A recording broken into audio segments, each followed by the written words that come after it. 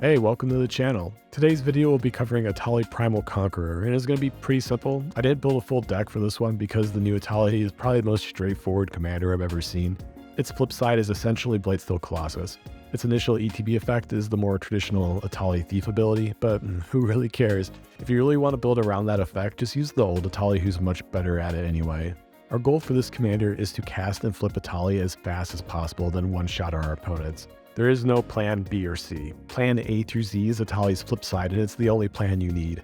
It has built-in evasion, so if you want to buff it, then cool, but it's not really needed in most cases. It also has built-in protection with Indestructible. Our game plan should be the ramp, and ramp as hard as possible. Any other utility to add beyond that is haste enablers, interaction, or other protection effects.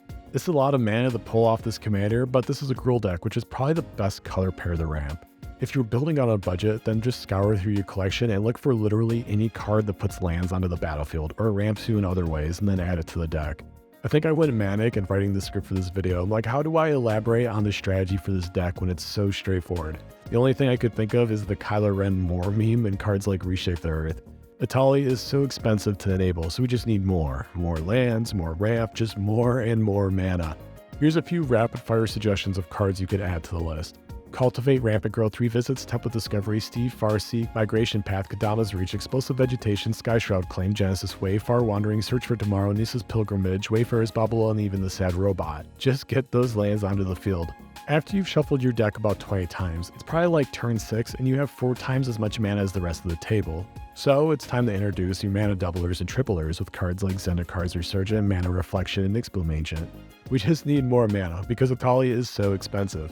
And we haven't even talked about artifacts yet with cards like Soul Ring, Thran Dynamo, Coveted Jewel, Hedron Archives, Mindstone, Skyclave Relic, Talisman of Impulse, and the various diamonds, to name a few. It's way safer to ramp with lands, but artifacts can be another way to go about it. Mixing and matching the two styles will help with efficiency, and some artifacts even add other utility like card draw. After that, we have the typical bombs and Dockside, Jessica's Will, and fun cards like Bootlegger's Stash. The stash is slow, but lets us save up mana in the form of treasures with all the extra lands we might have while we build up our mana base. Once your board state looks like this video, it's time to cast Etali. So now that Etali is finally here, we can use some equipment ramp spells like the Reaver Cleaver, Sword of the Animus, and Dowsing Dagger. If we manage to flip Etali, he's safe for most effects, but exile and bounce effects are pretty common in Magic, which can still remove him. We'll need more mana to compensate for our commander inevitably getting targeted. Dowsing Dagger will make blockers, so maybe you want to cut it for something else. It flips into a land that taps for 3 mana, and I personally always find it worth it. Even with the blockers, Etali is a 2-shot for that opponent. After we've collectively made more mana than the last 3 commander games we've played combined, it's time to give Etali haste. Yes, that's the game plan, to cast and flip Etali on the same turn. Rhythm of the Wild, Fires of Yavimaya, and Anger are some bombs to throw out blanket haste effects for our creatures, including our commander. I highly recommend Rhythm of the Wild as it will stop your opponents from countering Etali also. It's a bomb enchantment for any creature-focused deck. For single target haste is Xenagos and everyone's favorite pair of kicks, Swiftfoot Boots, and Lightning Greaves. The shoes are always nice for Voltron commanders, and Etali is no different here. Xenagos is mostly here for the haste effect. Don't get me wrong, doubling the power and toughness is also awesome, but it isn't really needed for our flip side. It basically guarantees the one-shot though, and gets us 2/3 of the way for our normal commander damage if we don't flip Etali. That pretty much covers what you need for an Etali deck, ramp and haste. From here, just add some utility like Return of the Wild Speaker for some versatile utility, Crossing Group for interaction.